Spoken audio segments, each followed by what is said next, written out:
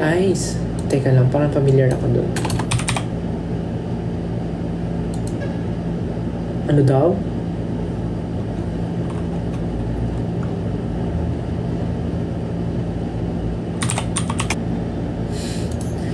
Si Moira. Uy, Moira.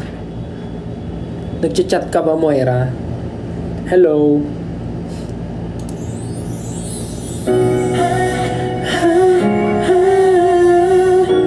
Yeah, I know this song. Nanonood si Moira. Hi, Moy. Ba't gising ka pa? Saan ka? Anong ginagawa mo? Dahil nandyan si Moira, magpapasikat tayo. Time to shine! Kanta tayo ng Moira song. Ano ba pwede?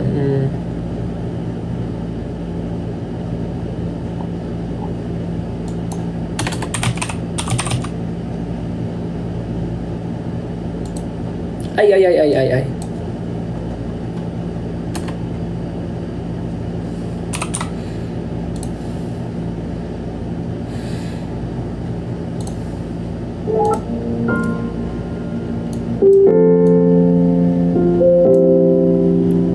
One of my favorite Moira songs.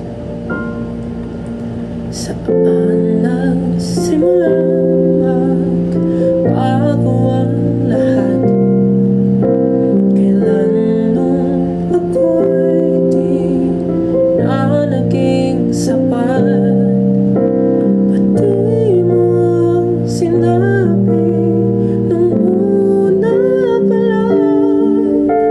Ako ang kailangan, pero di ang mahal.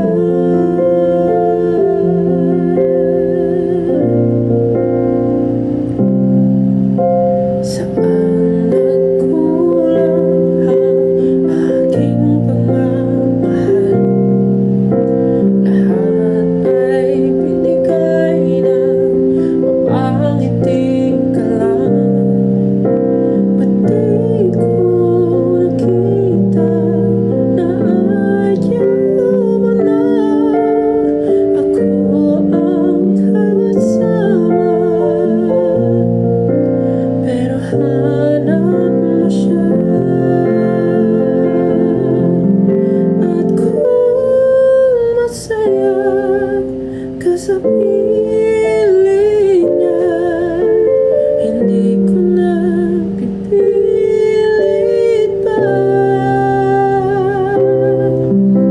Ang tanging hiling ko lang sa kanya, wag kang paluhain, at talaga ang kanya.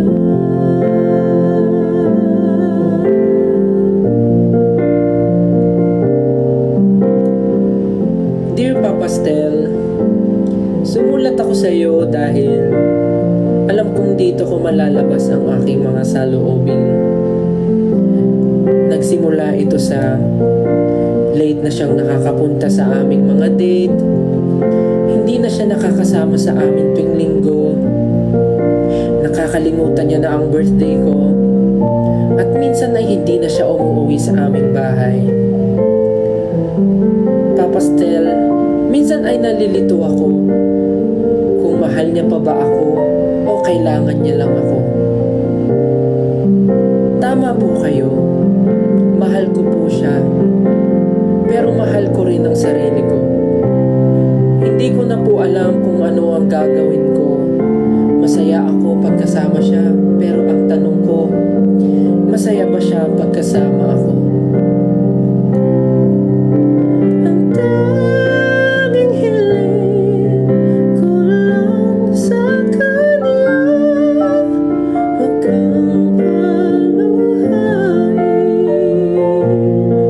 at talaga ang kanya. Hanggang sa dumating na po ang panahon na gustong gusto ko na po siyang bitawan. Pero tao lang rin po ako. Mahal na mahal ko pa rin po siya. Paano ko po kaya mapaparamdam sa kanya na hindi ko kayang mabuhay nang wala siya?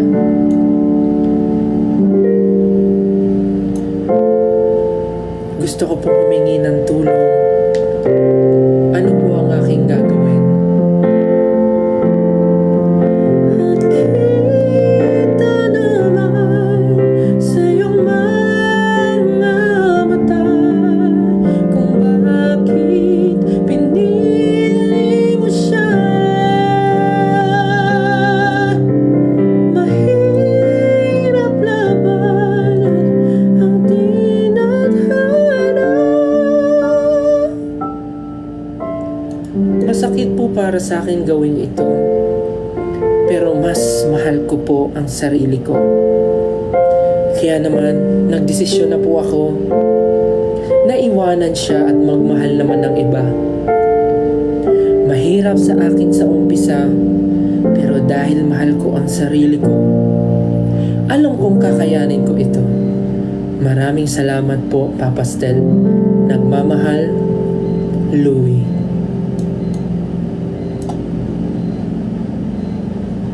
Yes.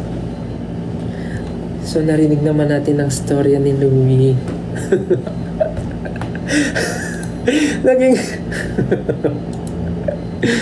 si Moira kasi nag-chat daw siya. Napakatuloy ako ng Moira song. Love radio. Naging love radio. Alas 12 na pala. Sabi ni Moira, sana okay lang si Louie. Okay naman na si Louie. Feeling ko naman check natin sa ano niya. Sa next na letter na isa-send niya kung okay na siya. Maraming salamat po sa mga nagsasend ng letter kay Papa Stel. Pwede po mag-request. Ayan, nagre-request na si Moira. Sige, ano yun? Yung rap. Ay nako, Moira. Ay nako. Pag ako talaga, Moira, nako. Pag ako talaga, tignan mo.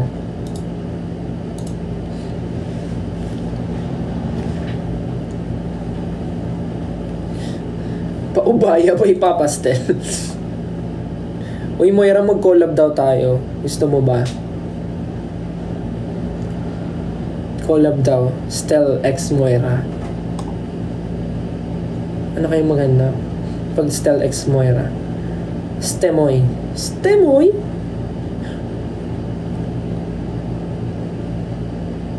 Stemoy. Moira Stel. Rattle. Rattle. Moite. Moira and Stel. Ang pangit ng motel.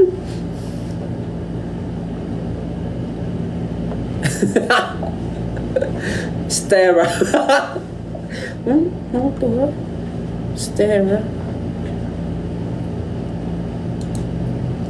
Mahirap labanan ang kalaban. Mahirap labanan ang kalaban. Kaya sa panahon ngayon, dapat uminom ng vitamins. Ganun. Dapat pagka nagkaroon ng endorsement si Moira ng multivitamins, ganun. Mahirap labanan ang kalaban. Totoo, mahirap kalaban ng kalaban, kaya dapat mag-vitamins. Ganon. Ayan na, nagtweet na sila ng Stel x Moira. Kayo naman, di mabiro eh. Moist daw, moist. Gusto ko yun. Gusto ko yun, ano. Mahirap labanan. Labanan ng kalaban. Kaya sa panahon ngayon, dapat mag-vitamins.